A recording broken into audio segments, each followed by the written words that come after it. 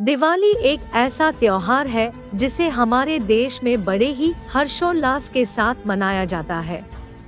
क्या आप जानते हैं हम दिवाली क्यों मनाते हैं? हम जब छोटे थे तब से सुनते आ रहे हैं कि जब भगवान राम लंका पर विजय प्राप्त कर अपनी नगरी अयोध्या लौटे तो नगरवासियों ने अपने अपने घरों में दीपक जलाकर उनका स्वागत किया। तब से यह त्योहार मनाया जाने लगा। दिवाली मनाने के पीछे और भी कई मान्यताएं हैं। आइए जानते हैं आज इन सब के बारे में। प्राचीन समय में अयोध्या के राजा दशरथ के 4 पुत्र थे, राम, लक्ष्मण, भरत और शत्रुघ्न। राम सभी भाइयों में सबसे बड़े और सबसे बुद्धिमान थे। राजा दशरथ ने राम को अपने उत्तराधिकारी के रूप में घोषित किया और उनकी शादी सीता से करवा दी। हालांकि दशरथ की दूसरी पत्नी कैकेयी ने राम को 14 साल के वनवास पर भेजने की शर्त रखी ताकि उसका पुत्र भरत को राजा बना सके। राजा दशरथ अपनी पत्नी की इच्छा को पूरा करने के लिए मजबूर हुए और राम को वनवास पर भेज दिया। राम, लक्ष्मण और हनुमान के नेतृत्व में वानर सेना ने लंका पर आक्रमण किया और रावण को युद्ध में पराजित किया। रावण के वध के बाद भगवान राम अपने परिवार के साथ अयोध्या लौटे। अयोध्यावासियों ने राम के स्वागत में जगह जगह दीपक जलाए और उनका भव्य स्वागत किया। इस प्रकार दीपावली के त्योहार की शुरुआत हुई, जो भगवान राम के अयोध्या लौटने और अच्छाई की जीत का प्रतीक है। इस दिन घरों और सड़कों को रंगोली और दीपक से सजाया जाता है, मिठाइयाँ बांटी जाती हैं और आतिशबाजी का आनंद लिया जाता है। देवी लक्ष्मी का अवतार समुद्र मंथन के दौरान हुआ था, जब देवता और असुरों ने मिलकर समुद्र को मंथना शुरू किया तो उसमें से कई मूल्यवान वस्तुएं निकली। इनमें से एक वस्तु देवी लक्ष्मी थी। देवी लक्ष्मी का जन्म एक कमल के फूल पर हुआ था। वह अत्यंत सुंदर और आकर्षक थी। देवताओं और असुरों दोनों ने ही उन्हें प्राप्त करने की इच्छा की। अंत में देवी लक्ष्मी ने भगवान विष्णु को अपना पति चुना। तब से देवी लक्ष्मी भगवान विष्णु के साथ रहती है और उन्हें धन और समृद्धि प्रदान करती है।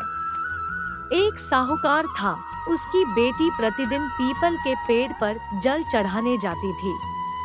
पीपल पर लक्ष्मी जी का वास माना जाता है। एक दिन लक्ष्मी जी ने प्रकट होकर साहूकार की बेटी से कहा, तुम मेरी सहेली बन जाओ। उसने पिता से पूछकर उत्तर देने को कहा। पिताजी के हाँ कहने पर साहूकार की बेटी ने लक्ष्मी जी को सहेली बनाना स्वीकार कर लिया।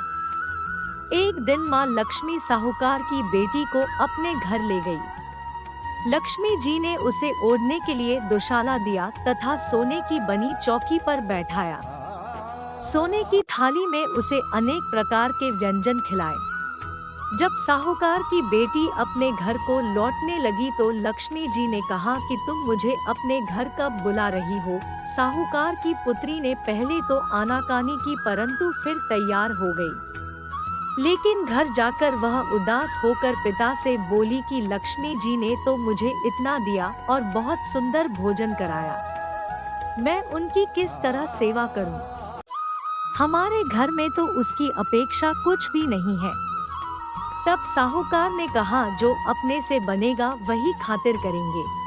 तुम जाकर गोबर मिट्टी से चौका लगाकर सफाई कर 2 चौमुखा दीपक जलाकर लक्ष्मी जी का नाम लेकर बैठ जाना। तभी एक चील किसी रानी का नौलखा हार उसके पास गिरा गई। साहूकार की बेटी ने उस हार को बेचकर सोने की चौकी, सोने का थाल, शालदुशाला और अनेक प्रकार के भोजन की तैयारी कर ली। थोड़ी देर बाद माँ लक्ष्मी उसके घर आई।